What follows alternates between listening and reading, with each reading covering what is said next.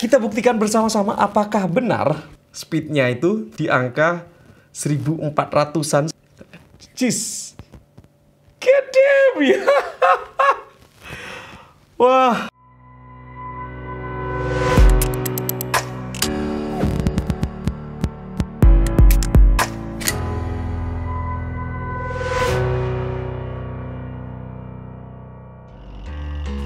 Wah.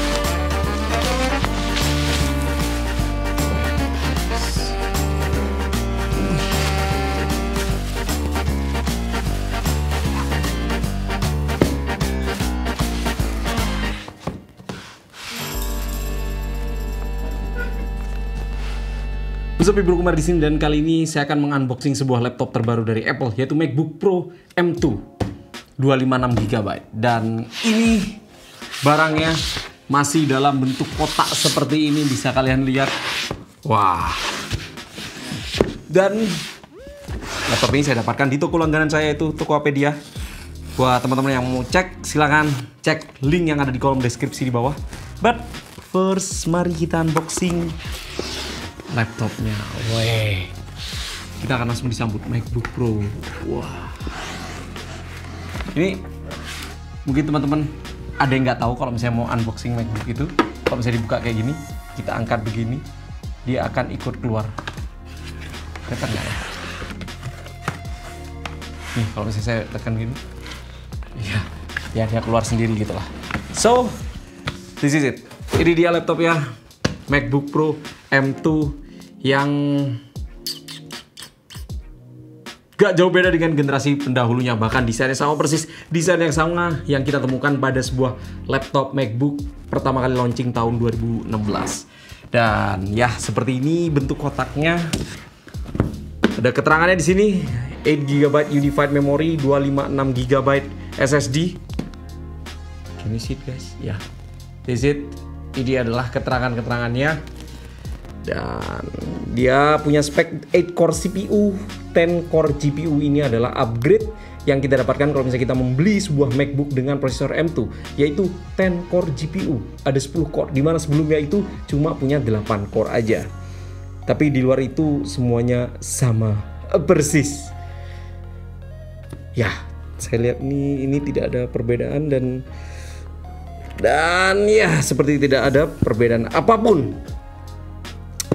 Dan ini saya lihat ini keterangannya for Malaysia, Apple Malaysia. So it means that kita akan menemukan sebuah MacBook dengan kepala charger berkaki 3.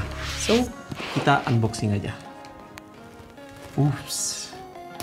Harga laptop ini sendiri, kalau misalnya saya cek di website Apple Singapore, dia punya harga 1879 Singapore dollar.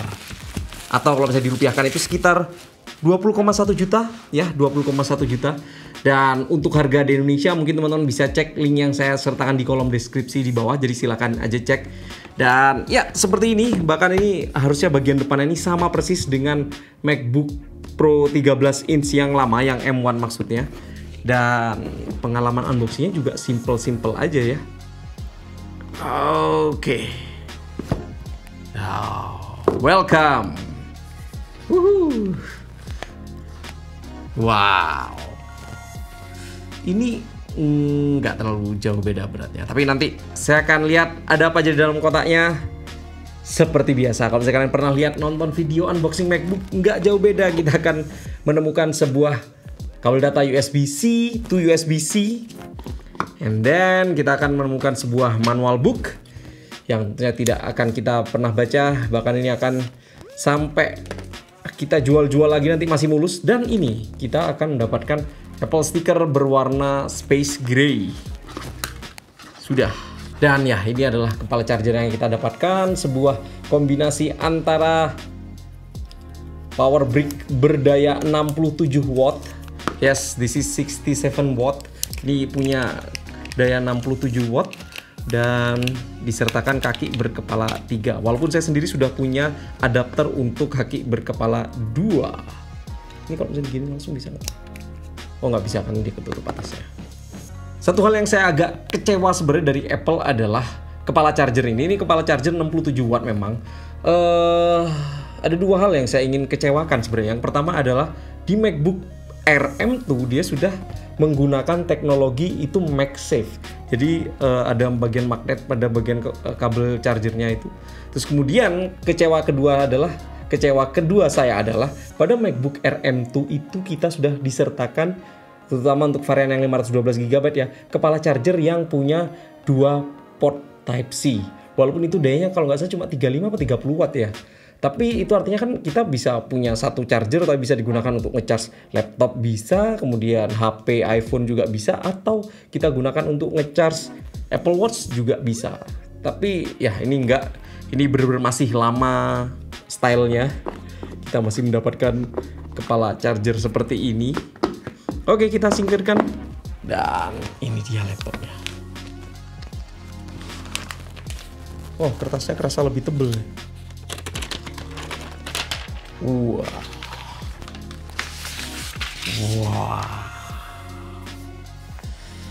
Tetap walaupun ini desain yang sama sejak Apple mengeluarkan MacBook pada tahun 2016, tetap ini desain yang sangat seamless sekali.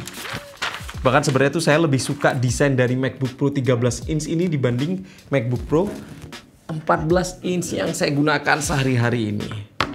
Ya, kelihatan kan bedanya kan ya? Ini tuh kayak ada bagian pinggirannya tuh agak melengkung gitu. Sedangkan ini benar-benar flat. Ini agak melengkung. Begitu juga di bagian bawahnya. Kita akan menemukan permukaan yang agak melengkung begini. Maaf, saya balik sebentar. Dibandingkan dengan MacBook Pro 14 yang flat.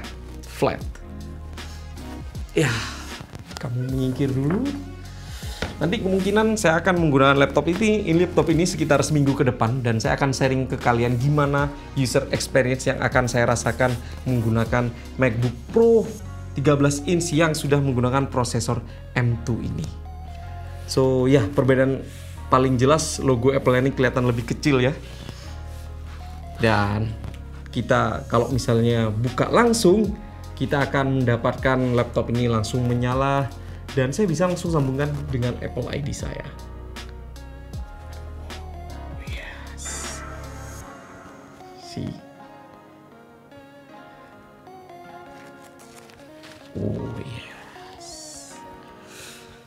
Oke, seperti saya informasikan tadi, tidak ada yang berbeda atau tidak ada yang istimewa ya. Jadi kita masih akan menemukan sebuah laptop dengan Magic Keyboard, kemudian tombol Escape yang sudah fisik, ada Touch ID, ada Touch Bar juga. Dan tapi menurut saya ini masih oke ya. Walaupun kalau saya dibandingin layarnya juga masih layar yang lama, bezelnya ini masih agak tebel, itu sangat disayangkan sih. Saya akan setup sebentar. Dan ya sudah saya berhasil setup barusan. Dan bisa kalian lihat ini bahwa bezelnya ini kerasa besar sekali, ini kerasa lebar sekali. Sebagai perbandingan ini kalau misalnya kita bandingkan dengan MacBook Pro 14 inch, dimana dia punya bezel seperti ini, satu piece ini. Yes, oh my god, kerasa sekali ya perbedaannya ya. Dan nantinya MacBook Air yang M2 juga punya layar setipis ini dibanding ini.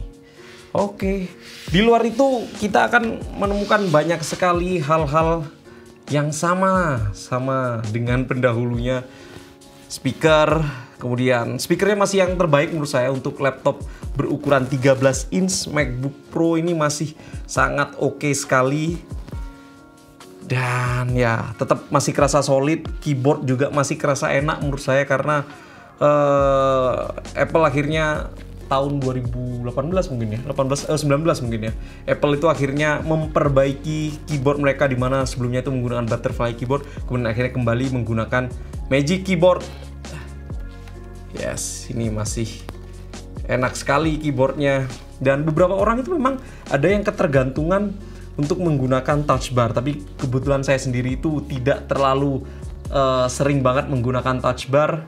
Untuk spesifikasinya sendiri seperti yang saya informasikan tadi bahwa dia menggunakan 8 core CPU dan 10 core GPU, 16 core Neural Engine, dan storage-nya dia 256 GB. Dan bisa kelihatan di sini dia serial number-nya saya tutupin dulu ya. Dan bisa dilihat di sini dia menggunakan macOS Monterey, bukan menggunakan macOS terbaru. Terakhir MacBook Pro 13 inch M2 2022 chip Apple M2.